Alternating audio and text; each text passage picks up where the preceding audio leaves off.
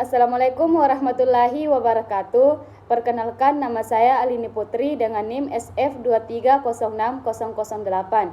Di sini saya akan memaparkan materi yang diberikan oleh Ibu Rizka Yuli Nurfianti, SFRAM MSI, dengan judul Kelarutan Bioavailabilitas dan Aktivitas Amlodipin, Hubungan dan Pengaruhnya dalam Efektivitas Obat. Yang pertama itu ada pendahuluan. Amlodipin adalah salah satu obat antihipertensi golongan kalsium channel blocker atau CCB yang digunakan secara luas untuk mengobati tekanan darah tinggi atau hipertensi dan angina pectoris. Efektivitas obat ini sangat bergantung pada kelarutannya dalam tubuh serta kemampuan tubuh untuk menyerapnya atau bioavailabilitas. Meskipun dosis efektif dari amlodipin dapat diketahui, tantangan utama dalam formulasi obat ini adalah meningkatkan kelarutan dan bioavailabilitasnya untuk mendapatkan efek yang diinginkan. Yang kedua itu ada kelarutan dan bioavailabilitas. Kelarutan adalah kemampuan suatu zat untuk larut dalam pelarut. Kelarutan yang rendah dari amlodipin dapat membatasi jumlah zat aktif yang tersedia untuk diserap, sehingga mempengaruhi bioavailabilitas. Yang kedua itu bioavailabilitas. Bioavailabilitas menggambarkan persentase zat aktif dari obat yang dapat mencapai sirkulasi sistemik setelah konsumsi. Obat dengan bioavailabilitas yang baik berarti lebih banyak zat aktif tersedia dalam aliran darah yang mengarah pada efek terapeutik yang lebih baik. Hubungan kelarutan dan bioavailabilitas pada amlodipin. Karena amlodipin memiliki kelarutan yang terbatas dalam air, bioavailabilitasnya dapat terlambat. Bioavailabilitas oral amlodipin sekitar 64-90% karena metabolisme lintas pertama yang rendah. Tetapi dengan formulasi yang meningkatkan kelarutan seperti nanoemulsi atau metode pengkristalan tertentu, bioavailabilitas ini dapat ditingkatkan. Yang ketiga itu formulasi dan metode peningkatan kelarutan.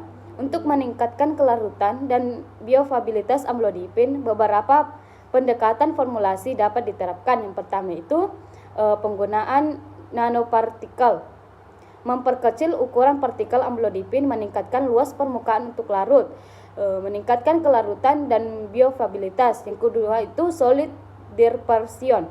Teknik solid dispersion yang mengombinasikan amlodipin dengan polimer hidrolik dapat meningkatkan kelarutannya. Penggunaan kapsul lipid.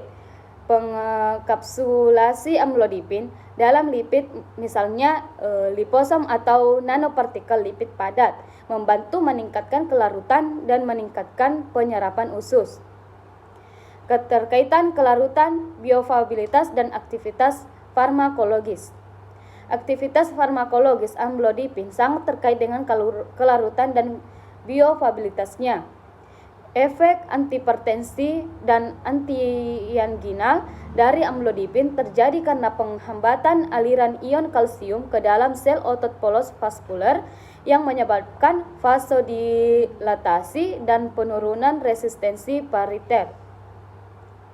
Kelarutan dan bioavailabilitas yang rendah akan mempengaruhi jumlah amlodipin yang tersedia untuk mencapai target ini, mengurangi efek terapeutik.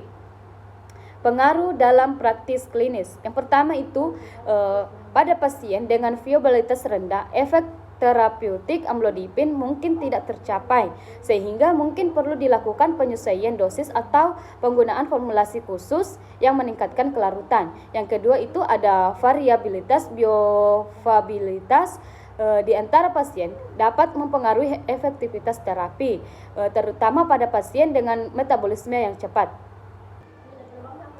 Penelitian dan studi kasus. Studi menunjukkan bahwa formulasi berbasis nanopartikel dan teknik dispersal padat dapat meningkatkan bioavailabilitas amlodipin hingga lebih dari 20%, yang menghasilkan penurunan tekanan darah yang lebih cepat pada pasien hipertensi.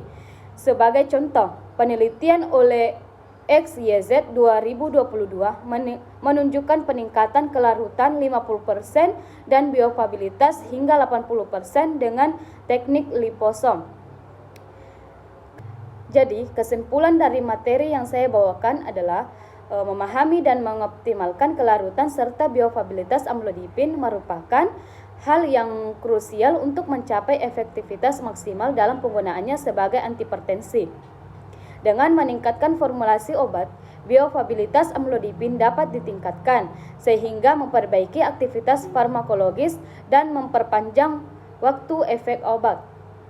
Itulah materi yang saya sampaikan. Kurang lebihnya mohon dimaafkan. Assalamualaikum warahmatullahi wabarakatuh.